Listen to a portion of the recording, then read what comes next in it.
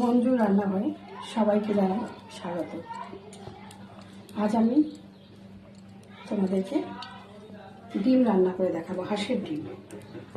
এখানে হাঁসের ডিমটা নুন হলুদ দিয়ে রেখেছি, নুন হলুদ মাখিয়ে নিই, তারপরে ডিম ভাজবো। তেলটা গরম হয়ে গেছে, এবার আমি ডিমটা দিয়ে দেবো।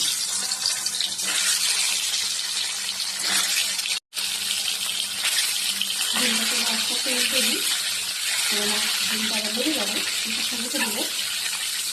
ডিমটা আবার বেশি ভাজবো না, হালকা করে ভাজবো, বেশি ভাজবো ঠান্ডা ঠান্ডা হয়ে যাবে। আমি এবার ডিমটা তুলে নেবো, ডিমটা বেশি ভাজবো না, বেশি ভাজলে খেতে ভালো লাগবে না।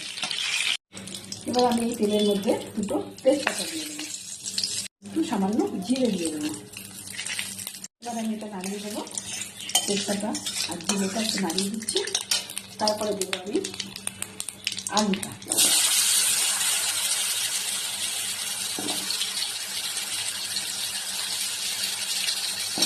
আলুটা রয়েছি তেলের সাথে নাড়িয়ে ভাজা ভাজা করে দিই আলুটা।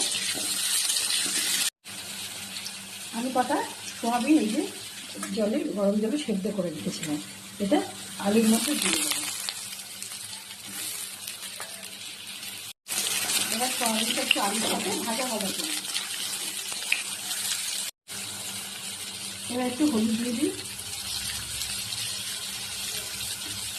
লবণ দিয়ে দেবো। আমি হলুদটা লবণটা এই সোয়াবিনের সাথে আলুর সাথে মিক্স করে নেব, ভালো করে ম্যাশ করে নেব।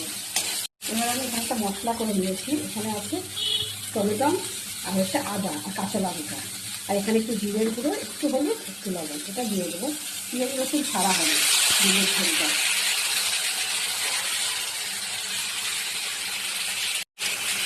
সামান্য একটু জল দিই, মানে একটু সাইডে কষাতে পারবো না। আমরা ডিমের ঝোলে পেঁয়াজ রসুনটা ব্যবহার করি না, আদা দিয়ে টমেটো দিয়ে করি। জিরের গুঁড়ো, ধনের গুঁড়ো, লঙ্কার গুঁড়ো, তো যেহেতু আজকে আমি লঙ্কা গুঁড়ো দিইনি, কাঁচা লঙ্কা দিয়ে। এবার ভালো করে এটা কষিয়ে নিই। এখানে কটা কড়াইশুঁটি ধুয়ে রেখেছি, এটাও দিয়ে দেবো কষানোর মধ্যে। এবার ভালো করে এবার কষতে থাকবো, একটু জল দিয়ে কষাবো, মানে আলুগুলো তো বড় বড়, আলুগুলো তাহলে হবে না, সেদ্ধ হবে না। আবার একটু জল দিয়ে কষাবো। এবার আমি একটুখানি চাপা দিয়ে দিই, তাহলে তাড়াতাড়ি সেদ্ধ হয়ে যাবে।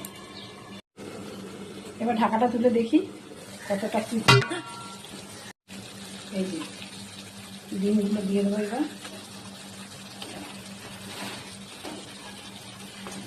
এবার ডিমগুলো দিয়ে একটু কষাবো, সামান্য একটু চিনি দেবো, বেশি মিষ্টি হলে ভালো লাগে না, ঝাল নুন আর মিষ্টি একটা ব্যালেন্স থাকবে। এবার চিনিটা এর মধ্যে মিশিয়ে নিই, ভালো করে কষিয়ে নিলাম এর সাথে। সামান্য একটু মিষ্টি দিলে কি হয়, সব রকম টেস্ট বোঝা যায়, ঝালও নুনও মিষ্টি। ব্যাস, এবার আমি জল দিয়ে দিই।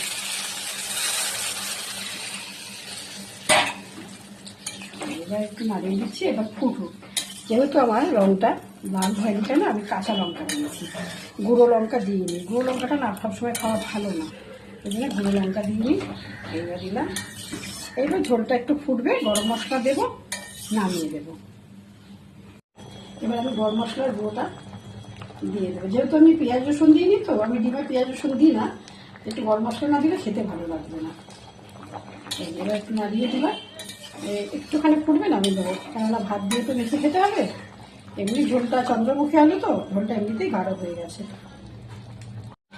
আমার রেডি হয়ে গেল আমার ডিম সয়াবিন তরকারি। তো বন্ধুরা, যদি আমার রান্নাটা ভালো লেগে থাকে, আমাকে লাইক করে আর কমেন্ট করে শেয়ার করে সাবস্ক্রাইব করে পাশে থাকবেন।